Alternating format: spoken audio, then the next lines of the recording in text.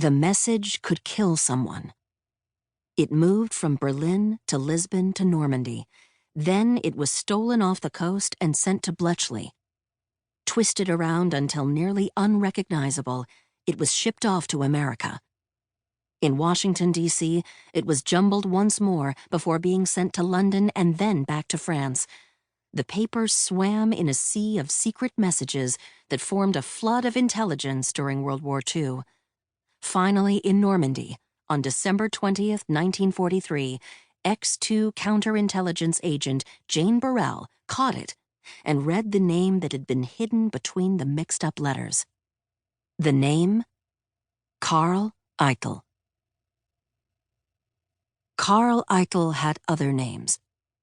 10 years earlier, when he worked as a waiter on the SS Bremen, moving between Germany and New York, he had been known as Charles René Gros. The waiter had spent long hours detailing the ports of New York in his notebook, with an emphasis on their fortifications and aircraft support. Once in the city, he slipped off to the Roxy Cinema and then got a beer at Café Vaterland on the corner of 86th Street and 2nd Avenue. Relaxed and happy, he casually wandered the streets, stopping at every bookstall he could find. He didn't look for reading material. Instead, he purchased technical magazines by the dozen. No matter the subject, Eitel wanted them. Although his behavior had been unusual, he'd passed unnoticed at the time.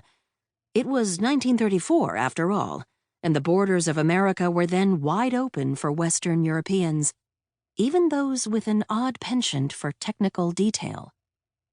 In his hotel in New York, Eitel took a tube of what looked like modeling clay, working it through his fingers until the material was soft and supple.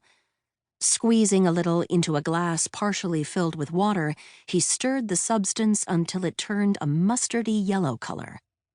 He dipped a toothpick into the thick liquid and dragged it across a sheet of rough paper, writing sentences that quickly faded as the fluid dried on the page. The rugged bond obscured any imperfections caused by writing with a crude toothpick, and soon the sheet of paper appeared blank again. Eitel then used that same piece of seemingly blank paper to write an innocuous letter to Germany, sharing mundane details of life in Manhattan and how much he missed his homeland. But underneath these pleasantries, the contents of his missive were anything but harmless. Eitel was in fact working for Abwehr, the German intelligence agency, scouting details about the technological capabilities of the country his homeland would soon be at war with. Of all his various duties in the U.S. in that precarious interwar period, however, none was more important than recruiting new agents. Earlier, in 1934, he had introduced a young Spaniard named Juan Frutos to the world of German espionage. Frutos was at the time a baggage handler who also worked on the SS Bremen. An ocean liner was a wonderful place for a spy like Eitel to enlist new agents. It was full of young people who spoke multiple languages, were accustomed to travel, and were in need of money. Frutos was enthusiastic about working for Eitel, no matter how seemingly inconsequential the mission. On one trip, he had extravagantly handed Eitel an envelope, as proud as if it contained Winston Churchill's darkest secrets.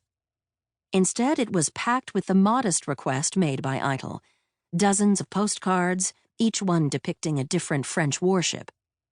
Simple, yes, but these sorts of details would inform crucial intelligence for the years and conflicts that followed.